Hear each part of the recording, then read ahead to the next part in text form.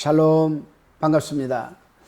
여러분, 이제 날씨가 점점 더워지는 것 같습니다. 더위 먹지 않도록 관리 잘 하시기를 바랍니다. 오늘은 전도서 4장 1절로 16절의 말씀을 가지고 합력하는 삶이라는 주제로 우리가 한번 묵상한 것을 나눠봅니다. 몇 년 전에 어린이집에서 교사들이 아이들을 학대하는 문제가 비일비재했습니다. 그래서 사회가 발칵 뒤집혀진 그런 적도 있습니다. 아이를 믿고 맡긴 어린이집에서 자행되는 이 아동학대는 지탄을 받아 마땅한 것이죠.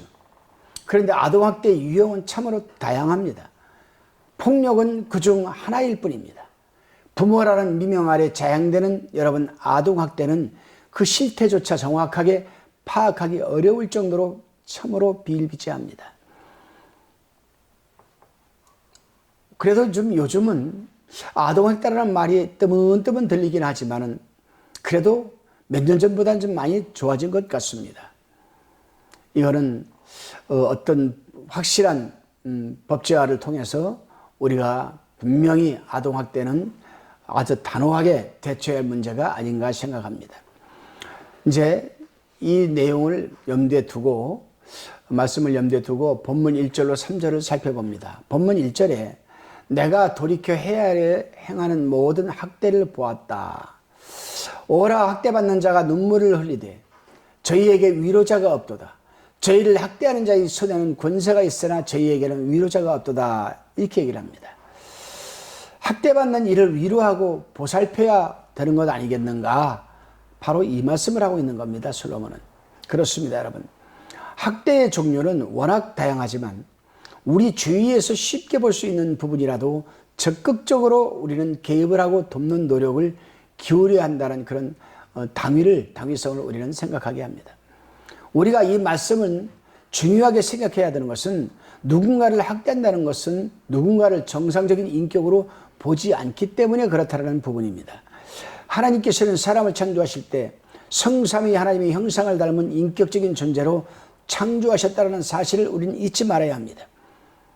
그렇기 때문에 하나님을 섬기고 이웃을 사랑하며 존경하는 삶이 그리스도인으로서의 의무임을 우리는 알아야 합니다. 그래서 우리 예수님께서도 그랬습니다. 너는 마음과 몸과 뜻과 정성을 다하여 너희 하나님을 사랑하고 내 이웃을 내 몸과 같이 사랑하라. 여기서 사랑한다는 말은 알아간다는 뜻입니다. 네가 네 몸을 잘 알아가듯 내 이웃도 네가 좀 잘 살피고 잘 좀 알아가라. 그런 뜻입니다. 이것이 주님께서 이 땅에 오셔서 우리에게 말씀하신 부분이에요. 다시금 본문 4절로 6절을 우리가 살펴보면 솔로몬은 2장에서도 인간 수고의 허무함을 말한 적이 있습니다. 그러나 거기서는 인간이 수고가 자신에게 유익을 주지 못한다는 그 측면에서 언급한 반면에 오늘 3장 여기서는 인간이 수고가 이웃 사람들로부터 시기를 받음으로써 평온한 삶을 영위하지 못하도록 만든다는 측면에서 지금 다루고 있습니다. 그렇습니다, 여러분. 교회에서도 마찬가지입니다. 누가 열심히 일을 하고 수고를 하면 시기 질투를 해서 결국 그 수고하는 신실한 일꾼을 교회에서 나가도록 하여서 그 일을 헛되게 만드는 일들이 종종 있습니다. 하나님의 사람들은 하나님을 사랑하고 이웃을 사랑하는 일과 하나님의 뜻을 이루어가는 데 있어서 시기와 질투보다는 합력하여 선을 이루어가야 하는 것 아니겠습니까? 여러분은 어떻습니까? 여러분이 섬기는 교회에서 어느 누가 여러분 열심히 하나님의 일을 감당하고 있다면 시기의 대상이 됩니까? 질투의 대상이 됩니까? 아니면 그 사람을 위해서 내가 도울 수 있는 것을 돕고 있습니까? 후자가 되시기를 주님의 이름으로 부탁을 드립니다. 본문 7절로 12절까지를 한번 또 살펴봅니다.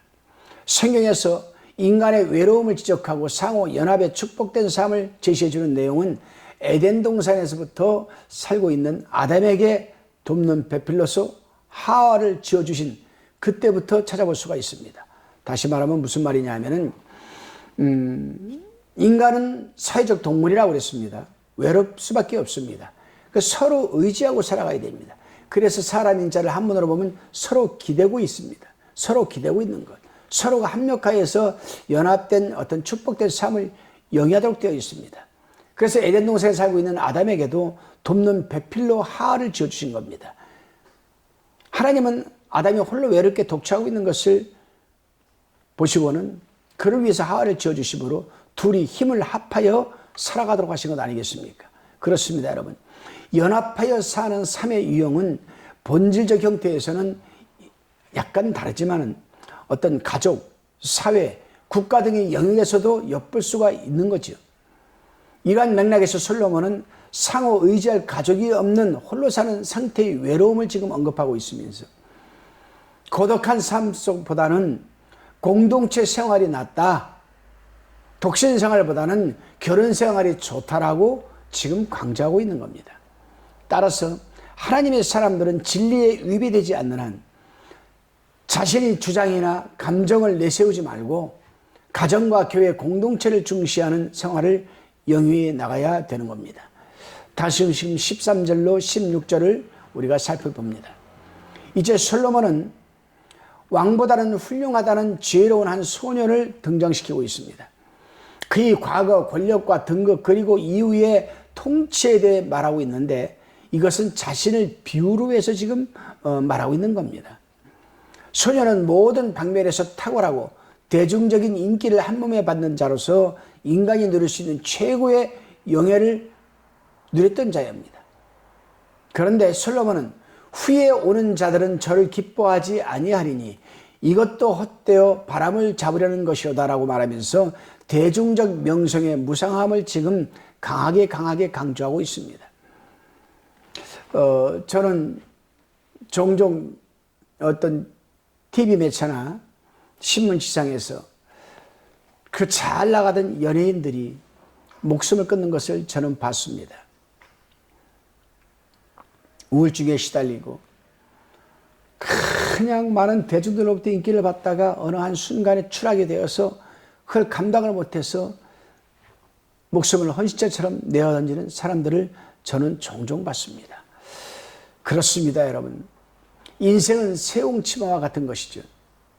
아무리 열렬한 환영과 인기를 한 번 받는다 할지라도 시간이 지나면 여러분 이 전임자와 같이 솔로몬과 같이 배척을 받게 되는 겁니다. 화무 11홍이라는 말이 있죠. 권모 11홍이라는 말도 있습니다. 열흘 이상 가는 붉은 꽃이 없고 10년 이상 가는 권력이 없다는 뜻입니다. 그러므로 하나님의 사람들은 세속적인 인기와 명예를 추구하는 그런 삶과 인간들이 평가에 우리는 연연하지 말아야 합니다. 오직 하나님의 뜻을 따라서 진리를 추구하며 살아가야 하는 것 아니겠습니까? 분명한 것은 인간은 이 세상을 살아갈 때 상대적인 평가를 하면서 살아가고 있지만 하나님께서는 우리를 상대적 평가가 아니라 절대적 평가를 하고 계신다는 사실을 잊지 말아야 할 것입니다. 기도드리시겠습니다. 주님, 세상에 존재하는 모든 사람들은 신자든 불신자든 모두가 성삼위 하나님의 인격을 갖고 있습니다. 따라서 내 몸같이 사랑하며 인격적으로 교제하는 삶을 살게 하여 주시옵소서. 또한 남편이나 아내나 서로가 가정을 소중히 여기고 교회를 소중하게 여기며 축복된 것임을 알게 하옵소서. 세상의 모든 것들은 그것이 물질이든 명예이든 권력이든 오래가지 못할 것임을 깨닫고 그런 것들에 힘을 쏟지 말게 하시며 오직 하나님의 뜻과 진리를 추구하는 데 온 힘을 다하게 하옵소서. 믿사옵고 감사드리오며 예수님의 이름으로 기도드리옵나이다. 아멘.